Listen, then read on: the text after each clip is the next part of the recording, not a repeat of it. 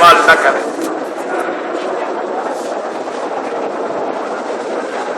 ایسے کہتی ہیں کہ جی ہمارے ان کمپنیوں سے فائدے ہیں اور وہ اسلامی دن میں کرتے ہیں، کوئی اعتبار نہیں. بعض لوگوں سے تو ہم نے یہ بھی سنا ہے کہ انہوں نے یہ انتظام کیا ہے کہ ایک ٹیپ ریکارڈر لگا دیتے ہیں، وہ بسم اللہ اللہ اکبر بسم اللہ اللہ اکبر بسم اللہ اللہ اکبر پڑھتا رہتا ہے اور مرغیاں جو ہے وہ کرتی رہتی ہیں، مشین پہ چلتی رہتی ہے، مشین پہ کرتی رہتی ہے. اچھا، یہاں پر الحمدللہ اس ملک کا جو بڑے بڑے پولٹری فارم ہیں، وطنی ہے، فقیہ ہے اور بھی ہوں گے، تو وہ تو خالص حلال ہے، اس میں کوئی شبہ نہیں. اور اسی طرح جہاں تک میرے معلومات ہیں، غلط بھی ہو سکتے ہیں، کہ ساؤتھ افریقہ کے ہمارے مسلمان بھائیوں نے بھی وہاں پر اتنا سخت نظام رکھا ہے کہ وہاں کی کمپنیاں جو مرغیاں یا جانور ذبح کرتی ہیں وہ عین ہمارے اسلامی لوگوں کی نگرانی میں اور صحیح ذبیحہ ہوتا، تو لہذا اس سے بھی اطمینان کریں. اچھا، اسی طرح اگر کسی جہاز میں ہیں آپ یا سفر میں ہیں اور وہ آپ کوشر مانگے ان سے، یعنی یہودیوں کا جو ہے، چونکہ یہودی جو ہے وہ بغیر ذبح کے کبھی جانور نہیں کھاتا،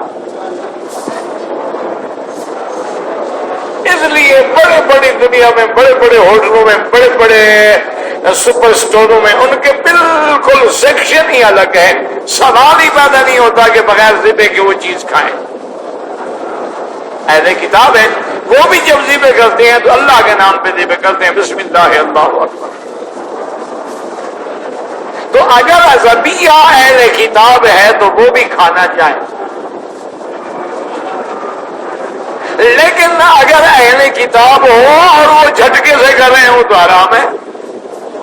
تب حلال ہے جب وہ بسم اللہ اللہ اکبر کہہ کے ذبح کرے گا. آج کل جیسے اہل کتاب یہودی ہے، نصرانی کو تو دین کا پتہ ہی نہیں ہوتا، لا دین ہے. تو اس لیے احتیاط یہی ہے کہ اگر آپ کا 10 دن 20 دن کا پیکج ہوتا ہے، اس میں گوشت کے بغیر گزارا نہیں ہے تو تسلی کر لیں یا خود جا کے مرغی لینے نہیں کرا لیں. بہرحال باہر کی مرغی پہ ہمیں تو اعتبار نہیں.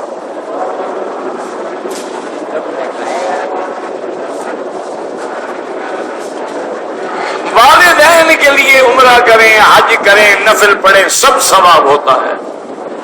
باقی مرنے کے بعد یہ جمعراتیں یا جلیسویں یہ خالص بدعت ہے. آپ نے خیرات کرنی ہے، سارا سال اپنے والدین کے لیے خیرات کرو.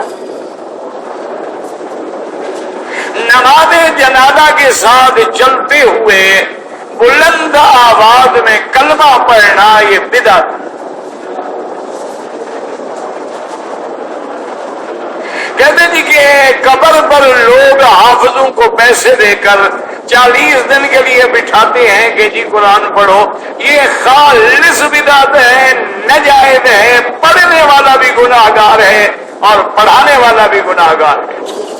اچھا، یہ اگر یعنی فائدہ ہے، کبھی غریب کی میت میں بھی کوئی حافظ کیا 40 دن بیٹھا ہو، یہ تو کاروبار ہوا نا. اور جس بدبخت نے ساری زندگی قرآن نہیں پڑھا، قرآن پہ عمل نہیں کیا، قبر میں پڑھو گے تو کیا فائدہ ہو جائے گا؟ اس نے زندگی میں کتنا قرآن پڑھا ہے، اس نے زندگی میں کیا قرآن پہ عمل کیا ہے. ہر چیز یعنی آپ شارٹ کٹ کرنا چاہتے ہیں امیر آدمی کے بڑا پشمان ہے، سود کھاتے رہو، 10 آدمیوں کو حج پہ بھیج دیں گے، بالکل تھیلے کا بھی ثواب نہیں ہے. اور حرام کے پیسے بھی حج کرنے والے کا حج بھی مردود ہے، اس کا حج بھی قبول نہیں ہوتا. رواج ہے، بن گیا ہے. ہمارے حاجی آتے ہیں ماشاءاللہ، بینکوں کے ڈول گلے میں لٹکائے ہوئے ہیں. وہ بینک نے سودی پیسے سے ڈول خریدا ہے، تم نے گلے میں سود کی لعنت لٹکائی ہوئی ہے. ڈبہ سود کا اندر زمزم ڈال رہے ہوتا ہے کہ وہ بھی حرام ہو جائے.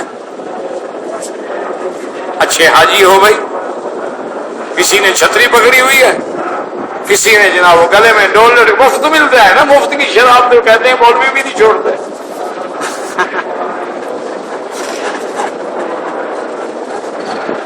والدین کے لیے عمرہ حج بالکل کر سکتے ہیں۔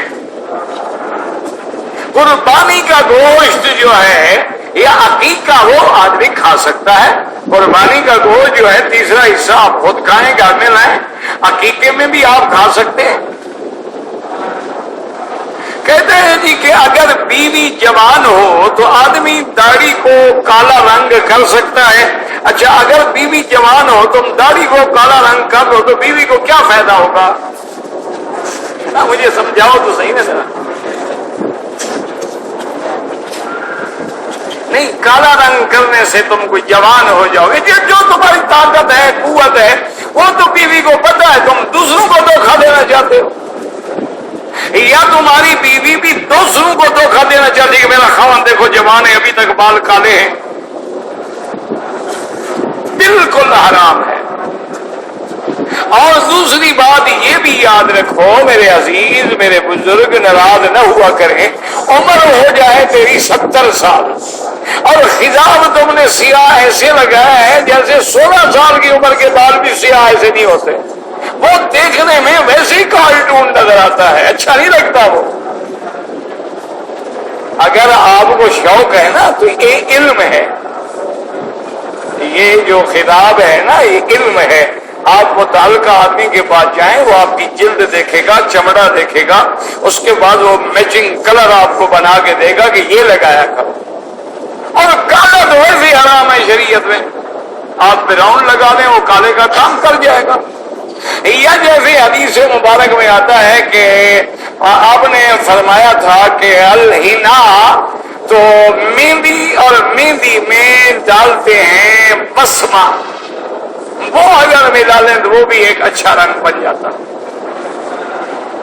تو بس وہ کیا ہوتا ہے بتائیں آپ، وہ ہوتا ہے اصل میں نیل کا پودا ہوتا تھا نا پہلے، جو نیل ہم کپڑوں کے لیے بناتے تھے، اس کے جو پتے ہیں اس کو سائے میں خشک کر لیں، تو جتنا پتے ہیں اتنی مہندی ڈال لیں تو بڑا خوبصورت داڑھی کا رنگ بن جاتا ہے۔